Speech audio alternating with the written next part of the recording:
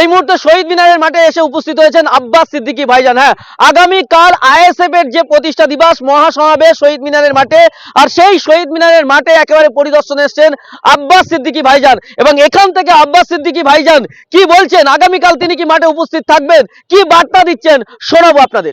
বছরেও এই মাঠে আইএসএফ এর প্রতিষ্ঠার দিনে প্রোগ্রাম হয়েছিল 21শে জানুয়ারি। এবছরও হচ্ছে, আগামীকাল হচ্ছে। তবে গত বছরে আইএসএফ এর অনেক নেতৃত্বকে কোর্টের নির্দেশে আসতে দেওয়া হয়নি, এই বছরে তারা আসবে। আমি গত বছরও এইদিকে প্রোগ্রাম ছিল, যাওয়ার সময় পরিদর্শন করেছি। বছরও প্রোগ্রাম ছিল আমার মন্দির বাজারের দিকে, যাওয়ার সময় বারাইপুরে এসে যাওয়ার সময় একটু দেখা করে যাচ্ছি, পরিদর্শন করে যাচ্ছি। আমরা দেখেছিলাম গত বছরে আপনি ছিলেন না, দীর্ঘ 5 বছর ধরে আইএসএফ এর কোনো ব্যানারে আপনার কোনো প্রোগ্রাম আমরা দেখিনি। আগামীকাল সবাই চাইছে বড় ভাইজান আসবেন, আপনি কি থাকবেন উপস্থিত, কালকে আসবেন? এখনো পর্যন্ত ইরাদা তো আছে, আসার একটা ইরাদা করেছি আসার।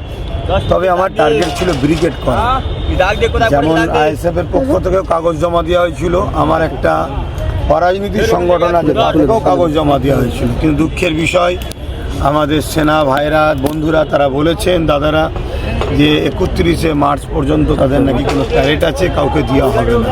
যখন কাউকে দেওয়া হবে না, সে জায়গায় আমাকেও যখন দেয়নি, দুঃখ পাওয়ার তো কিছু নাই। সেটা দেখা যাক কতটা কি হয় না হয়। তবে ব্রিকেড হলে আমি বড় খুশি হতাম, কেন মানুষকে বারবার ব্রিকেডের কথা বলেছিলাম, মানুষ ব্রিকেড মুখ হয়েছিল। তবে আমি সবাইকে বলবো, আগামীকাল 21শে জানুয়ারি প্রথম শহীদ মিনারে আসো, এত মানুষ আসো যেন আগামী দিন মানুষ বুঝতেই পারে যে ব্রিকেডও আমাদের জন্য প্রয়োজন আছে। এবং আগামীতে মার্চের পরে আমিও চেষ্টা করব, আইএসএফও চেষ্টা করবে, যাতে করে আমরা ব্রিকেড যদি পাই তখন আবার একটা প্রোগ্রাম হবে। এবং মানুষ তো চাই, এখন বাংলায় বিরোধী দল হিসাবে শাসকের বিরুদ্ধে একটাই দল আছে মানুষের কাছে, সেটা হচ্ছে আইএসএফ। তথাকথিত কিছু মিডিয়ার কাছে হয়তো অন্য কাউকে দেখানো হয়, কিন্তু বাস্তব সারজমিনে যদি আপনারা দেখেন তাহলে আইএসএফ হলো প্রকৃত এখন বিরোধী শক্তি। মানুষ এখন আইএসএফের দিকে যেভাবে আসছে, মানুষ যদি ঠিকভাবে আসতে পারে, প্রশাসন যদি শক্ত হাতে আইনকে ঠিকভাবে পরিচালনা করতে পারে, তাহলে ব্যারিকেড অনেক ছোট হয়ে যাবে। 21-এর নির্বাচনের আগে আপনাকে যেভাবে সক্রিয় দেখা গিয়েছিল, এবারেও কি সেই সক্রিয়তা দেখা যাবে? এখন আমি সবসময় সক্রিয়ই আছি, তবে আমার আরও অনেক সাইট আছে, শিক্ষা প্রতিষ্ঠান দেখতে হয়, নলেজ দেখতে হয়, আরও অনেক কাজ আছে। এবং সবচেয়ে বড় কথা, আমাদের তো লক্ষ্য অনেক নেতা তৈরি করা। সেই জায়গায় যদি আমি কাউকে কাঁধে করে নিয়ে সবসময় চলি, সে তো আগামী দিন প্রতিষ্ঠিত হতে পারবে না। তাই চেয়ারম্যান নওশাদ সিদ্দিকী এবং তার সহযোদ্ধাদেরকে সম্পূর্ণ দায়িত্ব ছেড়ে দেওয়া হয়েছে। তারা আজকে ভালো কাজ করছে, তো পুরো বাংলার প্রত্যেকটা কোনায় কোনায় আজকে মানুষ আইএসএফ মুখী হয়ে আছে।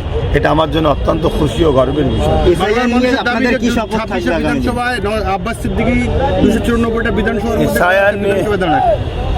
এসআইআর নিয়ে তো অবশ্যই কালকে বক্তব্য হবে, আসুন। কেন এসআইআর তো আজকে মানুষের এজেন্ডা। মানুষকে একদিকে এসআইআরের নামে ডেকে নিয়ে যে আবার নতুন করে নতুন কৌশল তৈরি করা হলো, এই যে দ্বিচারিতা করা হলো, এটাও যেমন অন্যায়। এসআইআর নিয়ে যেভাবে মানুষকে আতঙ্ক তৈরি করে মানুষের ক্ষতি করা হচ্ছে, ওটাও অন্যায়। সংবিধান কাউকে অধিকার দেয়নি যে গায়ের জোর দেখে মানুষের উপর জুলুম করবে।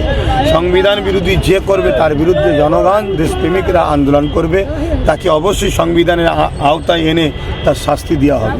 এর আগে আমরা দেখেছি যেভাবে আপনাদের প্রতিষ্ঠা দিবসকে কেন্দ্র করে সারা পশ্চিমবাংলায় উত্তাল হয়ে গেছে, অর্থাৎ কি কলকাতা কিন্তু কি পুরো ধুমধুমার কাণ্ড পরিস্থিতি হয়েছিল। আগামীকালকেও দেখতে পাচ্ছি যে ভাঙড়ে বিভিন্ন জায়গায় কি সভা রাখা হয়েছে, এটা কি ইচ্ছাকৃতভাবে করা হচ্ছে না কি ভাবছেন? অবশ্যই শাসক তো কোনোভাবে পারছে না, লাস্টে তার প্রশাসনকে প্রেসার দিয়ে, প্রশাসনরা চাই না, প্রশাসনকে প্রেসার দিয়ে একটা বিশৃঙ্খলা তৈরি করতে চাইছে, যেটা দেখিয়ে বোঝাতে চাইছে আইএসএফের গায়ে একটা দাগ লাগাবে। কিন্তু সাধারণ মানুষ আইএসএফের পক্ষে আছে। সাধারণ মানুষ এই শাসককে চিনে গেছে, যে শাসক দেখাচ্ছে এর মুখ এক মুখোশ। আমরা দেখলাম যে গতকাল যে এই সবার জন্য যে পোস্টার ব্যানার মারা হচ্ছে, সেই পোস্টার তৃণমূলের কর্মীরা গতকাল নওশাদ সিদ্দিকীর ছবি সহ সেই পোস্টার পুড়িয়ে দিয়েছে এবং নওশাদ সিদ্দিকীকে রীতিমতো গালিগালাজ করা হয়েছে। এটা নিয়ে কী বলবেন? দেখুন, এই কালচার তো বাংলায় ছিল না, এই কালচার টিএমসি তৈরি করেছে। এই কালচার দেখে অনেকে না শিখে গিয়ে আবার মমতাকে না পুরোই, অভিষেককে না পুরাই, মানে তার ব্যানারকে। তখন তারা বুঝবে হাড়ে হাড়ে কি হচ্ছে। তবে আমি কিন্তু এর পক্ষপাতিত্ব নয়, কারোকে পুরানো আমার ইসলাম ইজাজত দেয়নি। আমি একজন ধর্মের অনুসারী হিসাবে এটাকে যেমন অপছন্দ করি, সংবিধানও ইজাজত দেয়নি, এটাকে অপছন্দ করি। তবে আইন যদি আইনের রাস্তায় চলে, আসামিদেরকে উপযুক্ত শাস্তি দেয় দৃষ্টান্তমূলক, তাহলে বাকি হয়তো আগামী দিন আর কেউ এরকম তৈরি হবে না। আর আইন যদি ঢিলে হয় আরও অনেকে তৈরি হবে, অনেকের ব্যানার পুরোবে। ভাঙড় আইএসএফের প্রার্থী হতে পারে কি আব্বাস সিদ্দিকী, কোনো জায়গায় দাঁড়াতে পারে কি? অনেক বাকি আছে, সেটা সময় আসুন। যে গত 21শে জানুয়ারি গত বছর নওশাদ সিদ্দিকী তিনি উপস্থিত হতে পারেননি। তিনি অডিও কলে বিবৃতি দিয়েছিলেন এবং সেখানে বলেছিলেন যে আগামী বছর দুই ভাই একসঙ্গে থাকবো, ব্রিগেড সমাবেশ না হলেও শহীদ মিনারের সমাবেশ হচ্ছে। আপনার উপস্থিতি কি কনফার্ম থাকবেন আপনি? আমি 99% বলছি আমার ইচ্ছা আছে কালকে আসার। আমি এখনও পর্যন্ত প্রস্তুত আসার জন্য। আমরা সবাই আসুন, প্রত্যেকে নিজের অধিকারের জন্য আসুন, নিজের অধিকার নিবার জন্য আসুন, বাংলা ও দেশকে বাঁচাবার জন্য আসুন। আমরা জানি যে দাদা হুজুর পীর কেবলা তিনি ছিলেন, স্বাধীনতা আন্দোলন তিনি করেছেন, সেই সাথে সাথে স্বাধীনতা আন্দোলন করছেন সেই পরিবার থেকে নওশাদ সিদ্দিকীকে এসআইআর এর নোটিশ দেওয়া হচ্ছে। এই বিষয়টা কিভাবে দেখছেন? দেখুন, প্রথম কথা হচ্ছে কারণ আমি নোটিশ আসে সেটা তো ভেরিফাই হওয়া দরকার একদিকে, যেমন অপরদিকে যারা আসছে নির্বাচন কমিশনার তারা তো আর কে স্বাধীনতা সংগ্রামী ঘরের ছেলে তারা তো জানে না, তারা তো গুজরাট দিল্লির লোক। বিডিও এবং বিএলও তারা এই বিষয়টা সজাগ করালে মনে আরও ভালো হতো। আজকে দেখছিলাম নেতাজি সুভাষচন্দ্র বসুর পরিবারেরও কারো নাকি নোটিশ এসছে। এটা কতটা দুঃখজনক, যারা স্বাধীন করলো তাদের সন্তানকে আজকে নোটিশ ধরাচ্ছে, এর চেয়ে বড় লজ্জার কি হতে পারে? এরা দিশেহারা হয়ে গেছে, এরা মানুষকে পায় না, এরা অর্থ আর গায়ের জোর দেখিয়ে এরা যা খুশি গণতন্ত্রকে হত্যা করছে। এর বিরুদ্ধে মানুষকে ঐক্যবদ্ধ হওয়ার আহ্বান জানাচ্ছে। ইলেকশন কমিশন বলছে এই আরও চাইলেই তারা কিন্তু সমস্ত সমস্যার সমাধান করতে পারে, মানুষের হয়রানি বন্ধ করতে পারে। তো সেক্ষেত্রে এই আরও কিন্তু যথেষ্ট রাজ্য সরকারের পক্ষে কাজ করছে বলে অনেকে অভিযোগ করছেন।